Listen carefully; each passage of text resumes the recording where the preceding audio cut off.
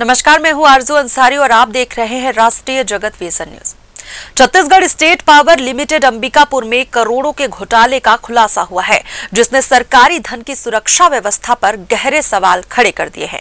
मामले में chief engineer, superintendent engineer और एक बड़े ठेकेदार के खिलाफ प्रथम सूचना रिपोर्ट दर्ज की गई है। मामला सरकारी पैसों की सुनियोजित लूट का है, जहां फर्जी बिल, कुटरचित दस्तावेज और दस्तावेजों के बिना जांच के भुगतान जैसे गंभीर आरोप सामने आए हैं। यह अपराध न्यायालय के आदेश के बाद दर्ज किया गया है। आरटीआई एक्टिविस्ट और अधिवक्ता डीके सोनी की ओर से दाखिल शिकायत और दस्तावेजों के आधार पर मुख्य न्यायिक दंडाधिकारी ने थाना अंबिकापुर को आदेशित किया कि इस मामले में धारा 156(3) के तहत एफआईआर दर्ज कर विधिवत जांच की जाए।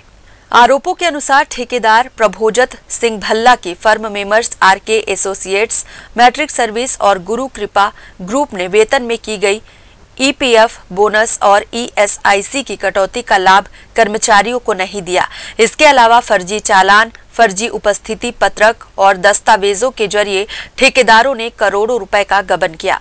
कार्यपालन निदेशक की जांच रिपोर्ट और उपस्थिति पंजी के तुलनात्मक विश्लेषण से यह सामने आया कि लगभग 1.83 करोड़ रुपए की राशि का अधिक भुगतान किया गया है। 1,82,86,907 रुपए का अधिक भुगतान ठेकेदार को दृष्टिगत होता है और यह भी पाया कि उन्होंने जो राशि प्राप्त की है वो फर्जी दस्तावेजों के आधार पर प्राप्त की है। जो ठेकेदार था वो ईपीएफ और सब की राशि भी इन्होंने भुगतान नहीं किया, जिसमें सीधे तौर पर विभागीय अधिकारियों और ठेकेदार की मिलीभगत की बात स्पष्ट है।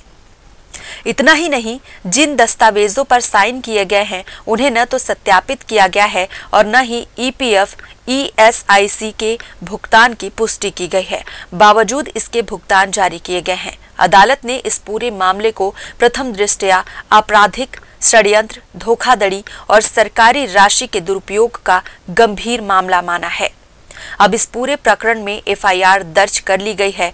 थाना अंबिकापुर ने डीएस भगत, चीफ इंजीनियर राजेश लकड़ा, सुपरिटेंडेंट इंजीनियर और ठेकेदार प्रभोजत सिंह भल्ला के खिलाफ भारतीय दंड संहिता की धारा 409, 419, 420, 467, 468 और 471 के तहत अपराध क्रमांक 282/2025 दिनांक 27 अप्रैल 2025 को दर्ज कर लिया है।